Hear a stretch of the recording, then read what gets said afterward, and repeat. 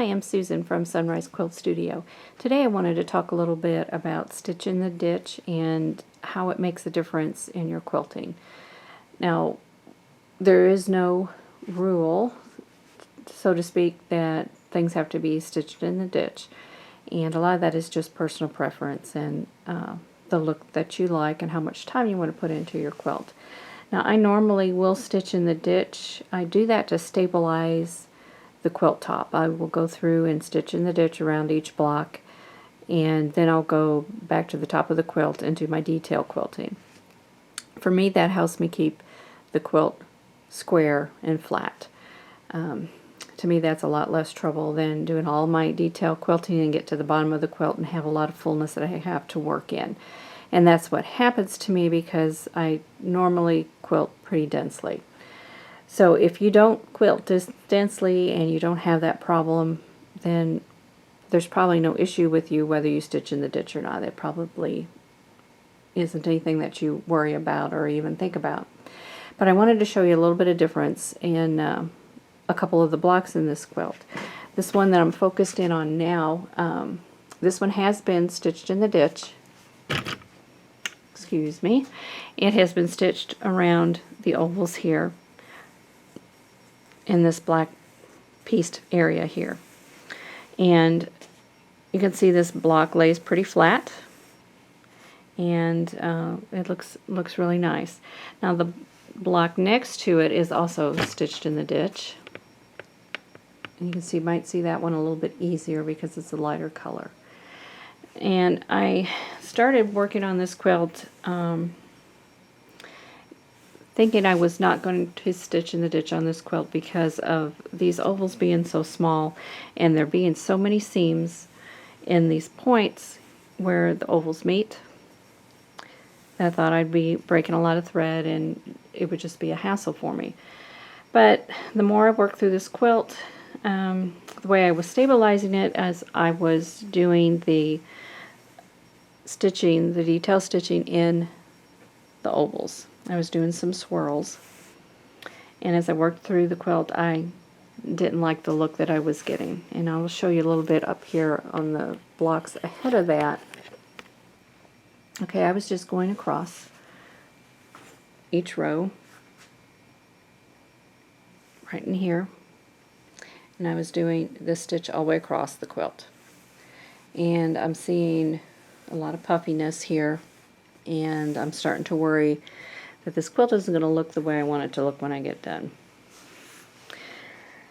But the next row that I did, I decided I was going to do some stitch in the ditch and see how it looked.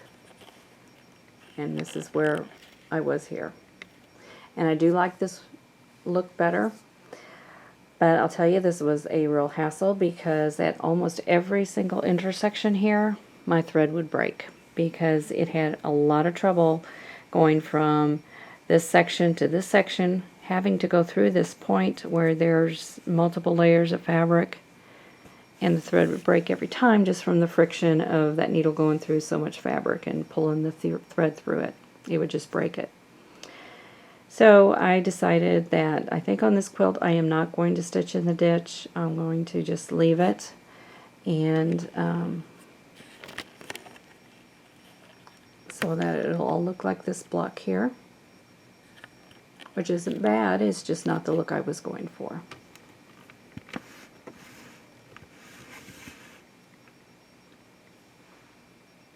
An alternative that I could do to kind of, what I'm not liking is that this edge is popping up. It is not laying down flat. I could change the design that I'm doing in here, which would mean a lot of ripping out of thread. I could come through and fill this in a little bit more and get it stitched a little bit closer to here, and that would tack that down and give me more of a look that I'm going for. I haven't decided if I want to do that yet or not. I'm going to play around with the design a little bit more. What I could do is just make these swirls a little bit larger, a little bit wider, and then maybe we'd have a better look. So the swirls here are just, they're not going all the way to the edge here. Now if I made them swing out wider, that may take care of some of this fullness. But I'm going to go through the quilt, and I'm not going to do any more stitch in the ditch, and I'll see what it looks like when I'm done. A lot of times once I get the quilt off the machine and hang it up on my design wall, it looks a lot better than what I think it is. When you're working up close to a quilt, it is a completely different look on the machine than what you're going to get when it's done. So I'm going to wait and hold judgment until I get it done, hang it up on the wall, and see what I think. And if I think it needs more quilting, then I'll go back in and do something different. So whether you stitch in the ditch or not, it's completely up to you. Some people swear by it. Some people absolutely hate stitching in the ditch and won't do it unless they're absolutely forced to do it, have no other option. So there's no rule that says you have to stitch in the ditch, and there's no rule that says you don't have to stitch in the ditch. Just do what you think looks best for your quilt and what you like to do.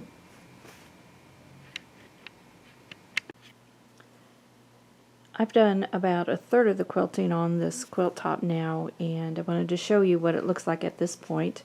These are blocks that have not been stitched in the ditch, and they've just had the regular detail quilting in it with the swirls and the ovals and the continuous curve around the piecing in the center of the block.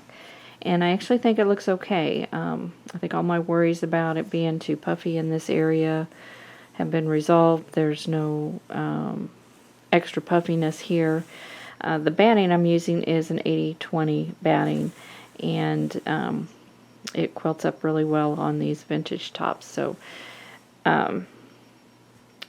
no more worries about whether I needed to stitch in the ditch on this quilt. I think I'm going to just continue the way I have been, save myself some strife with having to rethread every time I hit one of these intersections because of thread breaking. I won't have that problem anymore.